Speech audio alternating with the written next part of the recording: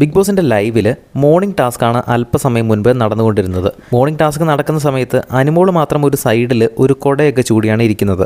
വലത് സൈഡിലാണ് ഇരിക്കുന്നത്. ആദ്യം ഇടത് സൈഡിലായിരുന്നു, പിന്നെ ഇപ്പുറ സൈഡിലേക്ക് മാറിയിരിക്കുന്നു.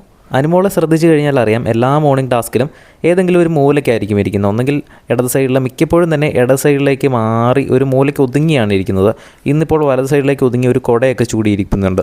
ലിവിങ് ഏരിയയിൽ ബിഗ് ബോസ് ഒരു മീറ്റിംഗ് വിളിച്ച് കഴിയുമ്പോൾ അനീഷ ഒരു മൂലയ്ക്കത്തെ കസേര പോയിരിക്കൂലേ, സോഫയിൽ പോയിരിക്കൂലേ. അതുപോലെ തന്നെ മോർണിംഗ് ആക്ടിവിറ്റിയിൽ അനുമോളുടെ പ്രത്യേകതയാണ് ഏതെങ്കിലും ഒരു സൈഡിൽ പോയിരിക്കുക എന്നുള്ളത്.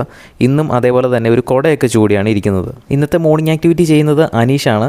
ബിഗ് ബോസ് വീട്ടിലുള്ള മറ്റ് മത്സരാർത്ഥികളുടെ സുഹൃത്തുക്കളും അതുപോലെ തന്നെ ശത്രുക്കളും അതൊക്കെ എക്സ്പ്ലെയിൻ ചെയ്തുകൊണ്ട് ഒരു റൂട്ട് മാപ്പ് വരയ്ക്കുക എന്നതാണ് ബിഗ് ബോസ് കൊടുത്ത ഒരു ടാസ്ക്.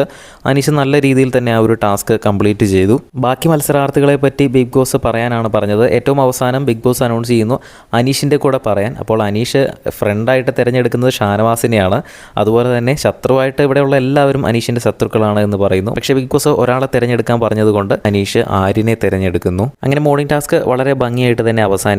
ബിഗ് ബോസിൻ്റെ കൂടുതൽ ലൈവ് അപ്ഡേറ്റ്സിനായിട്ട് നമ്മുടെ ചാനൽ ഒന്ന് സബ്സ്ക്രൈബ് ചെയ്യുക.